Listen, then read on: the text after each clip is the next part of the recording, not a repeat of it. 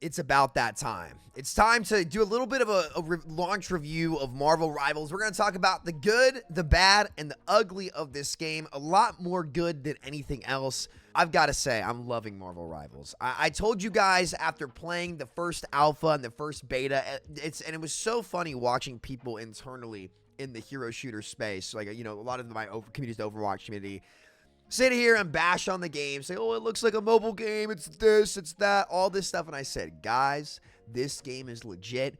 The character identity is amazing. The gameplay loop is awesome.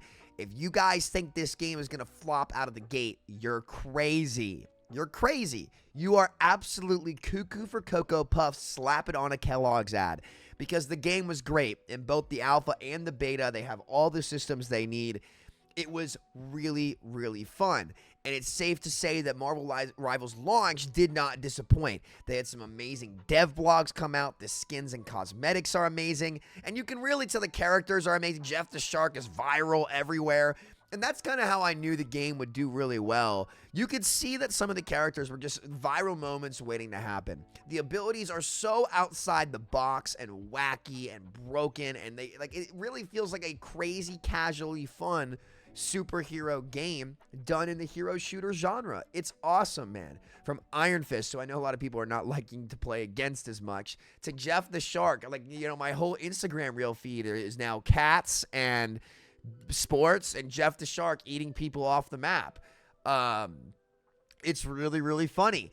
And you know, these characters have so much storytelling behind them that there's such a massive audience that if you can actually get a game right that captures their identity, that gives people a fun, wacky gameplay loop to hop into, of course people are going to play it. And that's what Marvel Rivals really did. I think anybody who was sleeping on the game before has now gotten the wake-up call that, hey, look, I don't know if this game will end up bigger than Overwatch. Right now it probably is because it launched, but you know, it's going to compete. There's actual competition in genre now, which is just so good for the space. It makes things look great. And the game, it's just fun. It's just fun. The sound systems, the immersiveness, and when it comes to building the world around, you know, in the hero shooter genre and the ambiance, it feels like you're in the Marvel universe, you know, in the same way that Overwatch really captured the Overwatch verse. Like, you can really feel it in the engine. You know, Marvel Rivals captured the Marvel-verse and the identity of, like, you know, Loki, you feel like a trickster. Black Panther, you feel like you're on the prowl, right? Thor, you feel powerful. Groot, I am Groot. Jeff the Shark, you know, cutie patootie, right? We love Jeff, okay? Yeah, Squirrel Girl is getting viral on Twitter, and people, all the cosplayers are already doing cosplays, and they're all over their Twitter timeline, right? You know, it's a recipe for excess because it has the intangibles, right? It taps into social media well. It's a great game to cover from a content creation standpoint because they're going to be able to add more characters that already have massive existing fan bases that are super recognizable from a content creator's perspective. You know, it has a perfect storm going for it. And a lot of Overwatch players who, you know, the genre, they capitalize on a lot of dissatisfied Overwatch players. It's not everybody, by the way. And, you know, I hate to get into that too much here. I don't really want to talk about Overwatch too much in this video because it's about Marvel. But, you know, it's hard. You have to talk about Overwatch a little bit when you talk about Marvel Rivals because Marvel Rivals very, very clearly was designed after Overwatch 1. They said, how can we adapt and do what Overwatch did in the Marvel universe, but with our own unique twist in the third person? Speaking of third person, it actually has aged much better than I thought it would. You can see the skins that you buy, which is great.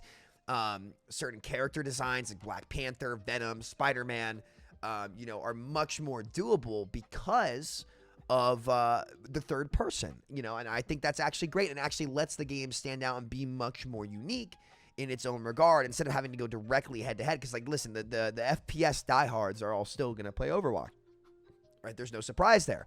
But the players who are more interested in the hero shooter genre and the actual designs of kits, the gameplay loops, cooldown management, etc., are going to be much more open to trying a third-person game, myself included. You know, I've not had this much fun playing a character like Black Panther, even Hawkeye, since Doomfist in Overwatch 1. And it's been amazing. I've absolutely loved it. So, you know, Marvel, like, they nailed pretty much everything on their launch, except for a couple things which we're going to get to here in a second that they could improve on, that they already look like they are improving on.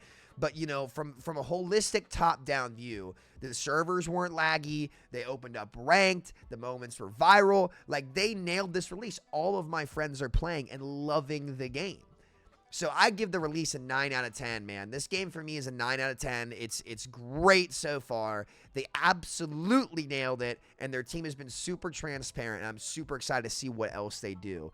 This game did everything that I said it would before launch, despite a mountain of haters already hating on the game before it comes out. Then people jumped in and actually played it and then realized, hey, this game is actually fun. I'm not sure how competitive it will be, but casually, it's a hell of a lot of fun. The Marvel characters are great. But now, let's get into some of the problems that I think the game is going to have and some community discussions of things that are going to have to be solved. First of all, let's start with the elephant in the room here. I guess there's two elephants in the room, but let's start with the one that's getting talked about more publicly right now, and that's the need for role lock. This game should not get role lock. They shouldn't. It's a waste of an experiment to, you know, just go straight to role lock. I think that was a big mistake that we made in hindsight with Overwatch, right? And now let's talk about what some options could be here, okay? One, I think a global regen passive would make the game much more approachable, especially for those games where you have 5 DPS. Out of combat regeneration would, like, you know, the games where you're not going to get a support or not going to get a tank or whatever it might be, just give players more options to actually play what they want. I think this game is going to be much more casual than Overwatch is. Again, because it's not a first-person shooter, the FPS games tend to be a bit more competitive and have a pro scene. I'm not saying Marvel can't have a pro scene at all, but, you know, for how the optimization is and how the engine is, it's not as good as Overwatch. It doesn't feel as smooth, but it's still fine in my mind. I still think they could improve the optimization. That's one downside, that the game does need to be better optimized. But as better graphics cards come out and they figure out optimization, I'm sure that's going to go down as time goes on. I do play on 240 hertz 1440p, so that is a hefty ask, to be fair. But that's one thing Overwatch did really well in genres. You know, hey, their engine is top notch and always has been. So, yeah, I would say that in terms of competitiveness, we'll see where the game actually ends up going.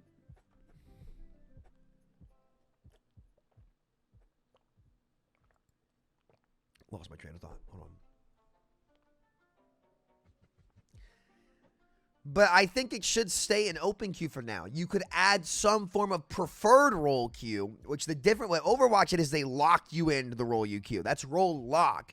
I'm curious how a role queue would work, where essentially you say, hey, I'm willing to play these roles, right? If for whatever reason I'm willing to queue support and DPS, right? And so the game knows that you're willing to play support or DPS. So it could fill you in the games, you know, that way. Obviously, there could be some abuse to that system, but again, there are ways to try things out. And maybe you're relying on people on the internet to be honest, which, you know, may or may not happen.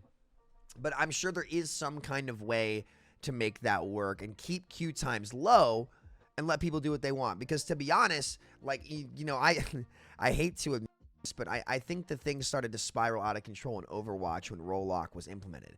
I do think that 6v6 role lock was great and 5v5 role lock sucks because of the super tank. But we don't need to talk about that today.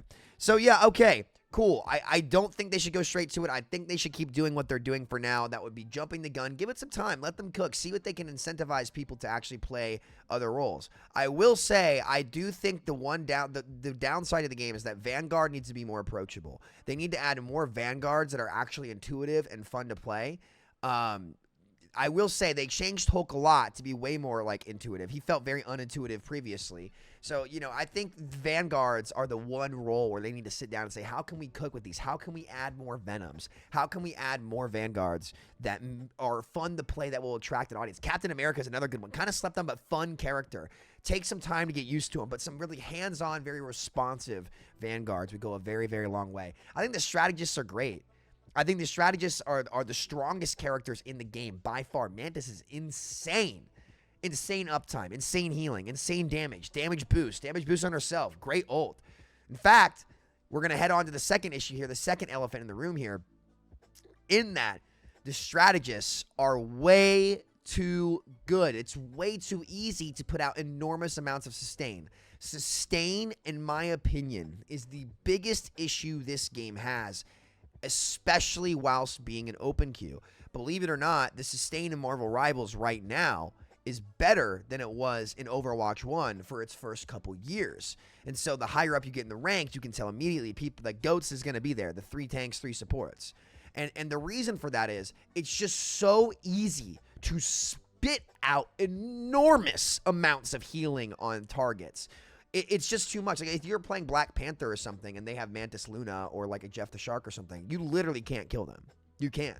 There's like like Adam Warlock, for example, his soul bond ability, nothing will die. Like that's a better version of Immortality Field because he links everyone's health and splits the damage across. You tank Iron Man ults. You tank, like, you can't get a kill. You literally cannot engage on the targets there. So, like, some of these support abilities just for pressing one button are way too strong. I actually don't have a problem at all with the supports being duelists. I think they should lean into that more. I love, like, how Cloak and Dagger can swap, like, in and out of abilities. And yeah, I'm not saying support shouldn't have any tools to, like, help themselves. I think it'd be better for them to have like more applications mechanically and skills to help themselves that aren't just, hey, you get this enormous amount of stats and you're permanently regenerating on targets you aren't looking at. Like, I'm just going to say this right now. I said this in the beta. I'm going to keep saying it now. They need to tune down the sustain and heal ability. Like, it should not be as easy to heal as much as you can on these support heroes, and it will 100% break the game. I said this from the very beginning after playing the betas. It 100% is going to break the game. But that doesn't kill the fun in the game. Their goal might be, hey, you know, we want everything to be broken. And this brings me into my next topic of discussion, where I'm not sitting here trying to bash games saying they have to go this direction. It depends on what they want to do. Do you want to be a casual for fun game? That's what I think they should do. I think they should lean into the more casual audience. Like, their competitive scene could do some stuff. But, you know, I think that the best thing they could do is keep the game casual and wacky. Maybe introduce some anti-heal mechanics or heal reduction mechanics on DPS characters, right? Give people options where they run the Giga Sustain comps that there actually is a downside. You know, there's a lot of different ways that you could approach it. If they run triple support, maybe every support heals 20% less or something like that. Or, you know, something like there's crazy stuff that you could do. But in general right now, and you guys are going to start to notice this, the sustain in this game is unreal. And the only reason it doesn't feel as bad as Overwatch 2 right now for all your Overwatch 2 players is that if they're running 2 tanks, those tanks have lower health pools, right? So again, there's more margin for error on the support role to not heal somebody or for somebody to overextend or do whatever. It's not one Giga Raid Boss tank that all the immortality is going to get dumped into that has more base stats and damage negation abilities than the tanks in Marvel Rivals do. So that's why it doesn't feel as bad as Overwatch 2 right now. But if Overwatch 2 were in 6v6, the time to kills in Overwatch would feel better than they do in Marvel Rivals, just because Marvel Rivals, again, like this is like the abilities are insane. But that's a part of the draw of it, too, is that, hey, these abilities are all crazy, right? Loki can drop, like, 3 MOs and go invis and drop clones that shoot things. Luna Snow has a freeze and crazy range damage. Mantis has the sleep and the damage boost and the damage and the heal and the continuous heal for herself. Cloak and Dagger have the Wraith and, like, are insane. Adam Warlock is crazy with the mass res and the range damage. I mean, you can just go down the list of abilities in Marvel that are absolutely bonkers. And I think that's the draw of the game. In which case, maybe you don't nerf stuff.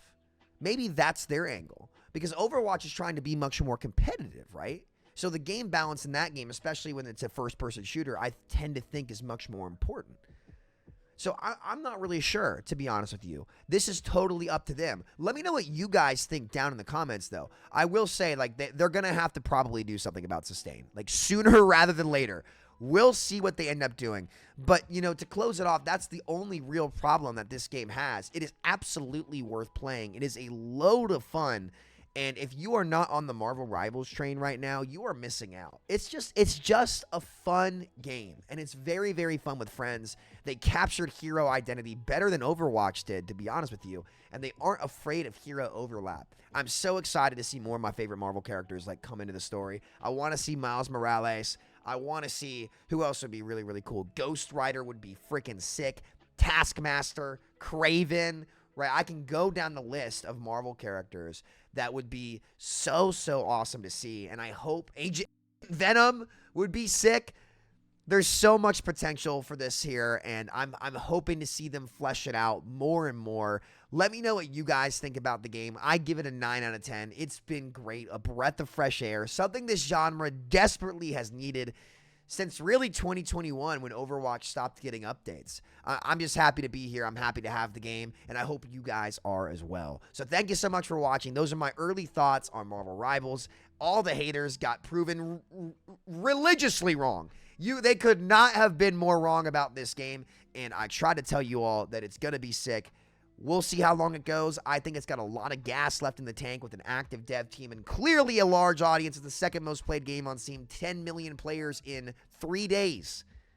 This game is here to stay. We'll see how far it goes, though. I hope it can go the distance because, remember, the farther that this game goes, the farther the genre goes, and it's better for the consumer. So thank you all so much. Love you guys. Be sure to sub to the channel if you're new. I stream every day around 11 a.m. EST, and I have personalized coaching and guides going up on the Patreon for Marvel Rivals now as well. So if you want access to all the Overwatch sessions we did and now get access to the Marvel Rivals sessions we're going to do, head over to our Patreon down in the description. So thank you guys so much. Catch y'all next time. Take care. Peace out. Much love. See y'all later. Hoo day.